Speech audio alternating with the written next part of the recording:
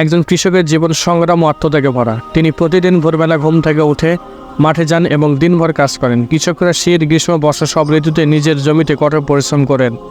ফসলের জন্য জমি প্রস্তুত করা, বীজ বোনা, সেচ দেওয়া, আগাছা পরিষ্কার করা থেকে শুরু করে ফসল পর্যন্ত প্রতিটি ধাপে কৃষকের অবিরাম পরিশ্রম লাগে।